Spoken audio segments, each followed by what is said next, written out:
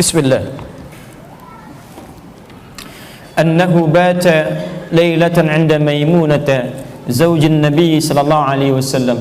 Satu kali Ibnu Abbas radhiyallahu taala anhuma pernah menginap di rumahnya istri Nabi sallallahu alaihi wasallam, yaitu Sayyidah Maimunah. Tadi yang saya kisahkan. Ya, ini di Al-Bukhari, antum nanti bisa cek. Wa hiya khalatuhu, itu adalah bibinya dari garis ibunya. Dia ada khalah, ada ammah. Paman, bibi. Paman itu ammun, ada khalun. Kalau ammun itu paman dari garis bapak. Kalau khalun, paman dari garis ibu. Ammatun, bibi dari garis ayah. Khalatun, bibi dari garis ibu.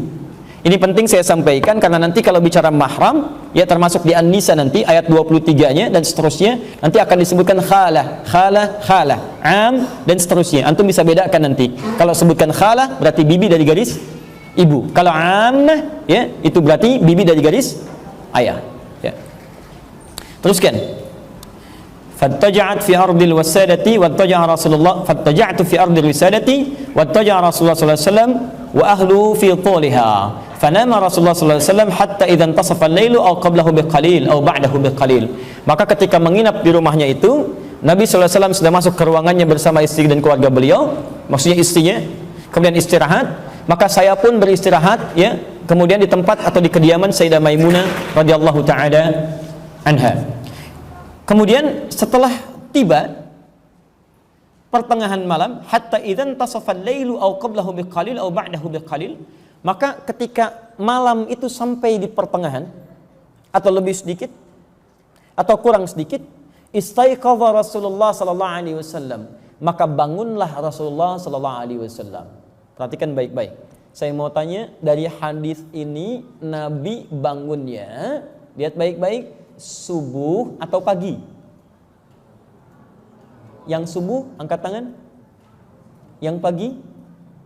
Baik, maka jawabannya bukan Allahu alam, kan tadi baru saya bacakan. Saya bacakan, Nabi bangun pertengahan malam, lebih sedikit atau kurang sedikit. Jelas ya? Maka kebiasaan Nabi ketika bangun dalam tidurnya, awas, tidur di malam hari, bangun dalam tidurnya, bangunnya kapan? Pertengahan malam, lebih sedikit atau kurang sedikit. Paham sampai sini? Kalau pertengahan malam jam berapa?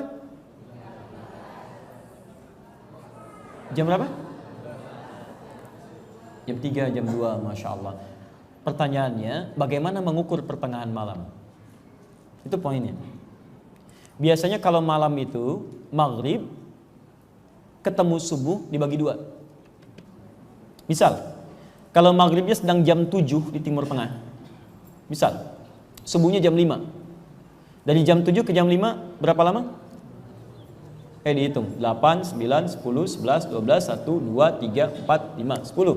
10 bagi 2? 5. 5 tambah 7? 12. Berarti kalau pertengahan malam jam 12. Hitungan demikian. Lebih sedikit atau kurang sedikit. Baik. Kalau lebihnya misalnya lebih sedikit, jam 12 lebih sedikit mungkin lebih 30 menit ya, atau sekitarannya. Berarti Nabi bangun kisaran jam 1. Ya, lebih sedikit, 1 setengah 2. Demikian kurang lebih. Tayyib. Kalau kita ambil nanti hadis dengan tidurnya, nanti kita akan temukan bahwa tidurnya Nabi SAW itu tidak terlampau malam.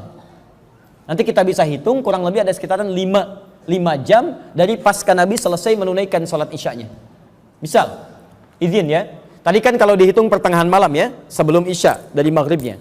Kalau sekarang kita hitung dari isyanya selesai, dari situ diambil 5 jam.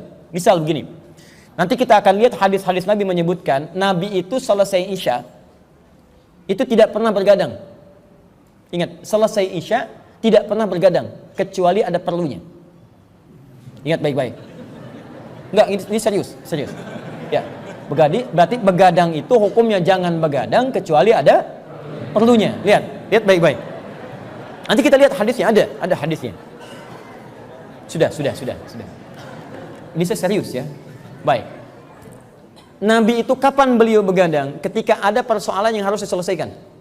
Ya, dengan sahabat beliau diskusi, ini hukumnya ini. Ada kejadian begini. Tapi kalau tidak ada yang demikian, maka selesai isya kembali pada keluarganya, diskusi sebentar dengan istrinya, mengevaluasi kehidupannya, setelah itu tidurlah beliau bersama keluarganya. Kalau isya selesai misal jam 8 Beliau diskusi taruhlah setengah jam dengan zikirnya misalnya jam 9, taruhlah jam 9 kurang seperempat, 9 tambah 5 berapa? Baik, 14 ambil di jam 2. Maka bangunlah kisaran jam 2 Rasulullah SAW. Kalau hitungan jam kita sekarang. Lebih sedikit, mungkin tambah sedikit setengah jaman, sekitar setengah 3. Jelas ya? Maka antara jam 2, setengah 3. Berarti kita bisa simpulkan terlepas dari jamnya. Mau jam 1 bangunnya, mau jam 2 bangunnya, mau jam 3 bangunnya. Kesimpulan paling gampangnya, Nabi tidak pernah bangun subuh. Dalam kebiasaan normalnya. Ingat, dalam kebiasaan normalnya. Catat kalimat dalam kebiasaan normal ini, karena nanti ada kegiatan beliau ketika sedang berjalan safar. Pernah nanti beliau ingatkan kepada Bilal supaya beliau berjaga. Jaga supaya subuh nggak kesiangan. Tiba-tiba kata Bilal, tenang ya Rasulullah, saya bisa berjaga dan kita bisa bangun sebelum subuh. Kata Nabi, tetap kamu jaga. Kata Bilal, saya tidur ya Rasulullah, saya bangun sebelum subuh. Tiba-tiba ketika bangun, semua bangun, matahari sudah mulai menyinari kepala masing-masing. Kesiangan. Maka bangunlah Nabi SAW mengatakan, wailak ya Bilal, celaka kamu Bilal. Katanya mau jaga, sekarang kesiangan. Taib. Maka Nabi perintahkan, jangan ulangi seperti itu lagi, bermohon kepada Allah dengan baik. Nabi perintahkan semua berwudu, kemudian setelah itu Bilal adzan, kemudian menunaikan salat sunnah 2 rakaat, setelah itu iqamat dan menunaikan salat subuhnya. Ya, kenapa Nabi kemudian ditetapkan oleh Allah bangun melewati masa yang telah ditetapkan dari subuhnya? Lihat, mudah bagi Allah membangunkan Nabi sebelum subuh dan mengerjakan salatnya. Para ulama hadis mengatakan kenapa dibiarkan ditetapkan oleh Allah bangun seakan-akan kesiangan untuk memberikan sumber hukum kepada umatnya di masa depan yang mengalami peristiwa serupa. Sebab kalau tidak ada kejadian demikian, mustahil umatnya bisa mendapatkan bagian dari tuntunan hukumnya. Tapi ini bukan dijadikan alasan bahwa Anda boleh bangun kesiangan. Jelas ya?